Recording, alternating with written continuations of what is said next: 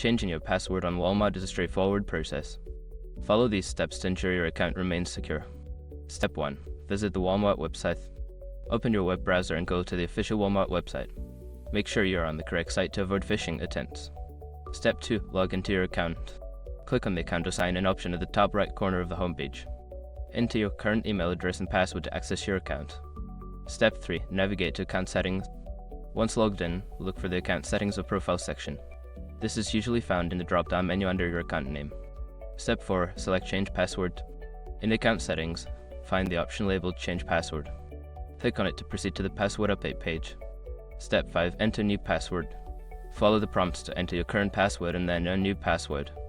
Make sure your new password meets the security requirements, then save the changes. After completing these steps, your password will be updated. Remember to keep your new password secure and consider using a password manager for added security.